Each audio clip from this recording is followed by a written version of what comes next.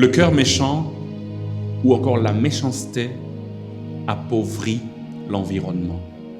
Psaume 107, versets 33 à 34.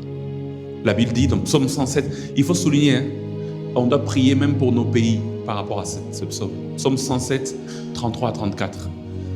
La Bible dit, Dieu, c'est pas Satan, c'est Dieu. Dieu change les fleuves en désert. Psaume 107, versets 33 à 34. Merci. Dieu change les fleuves en désert.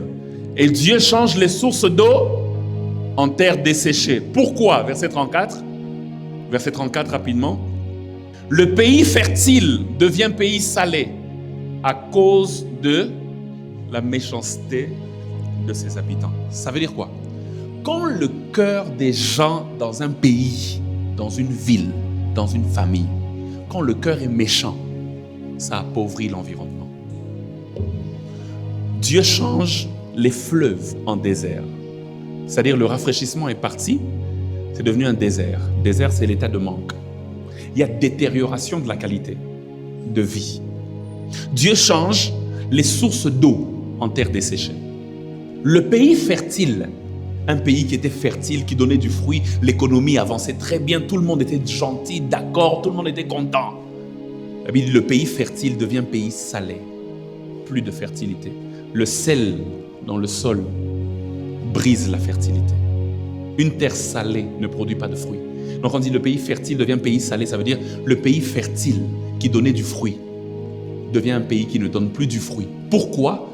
À cause de la méchanceté de ses habitants. Donc la méchanceté est dans le cœur des habitants, mais ça affecte l'économie du pays. Je vous pose une question. Chers Congolais, je vous pose une question.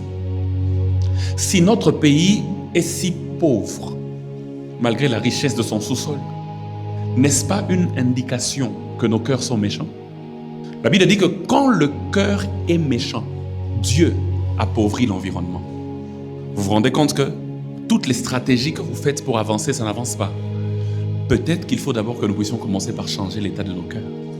Le cœur méchant appauvrit l'environnement. Le pays fertile devient pays salé à cause de la méchanceté de ses habitants. Quel est l'état de nos cœurs? Si dans nos cœurs il y a des ravins, même sur nos avenues, il y aura des ravins. Si on change nos cœurs, Dieu bénira notre environnement. Que Dieu vous bénisse. Heureux l'homme qui a le cœur pur, car il verra Dieu. Est-ce qu'on peut acclamer le Seigneur?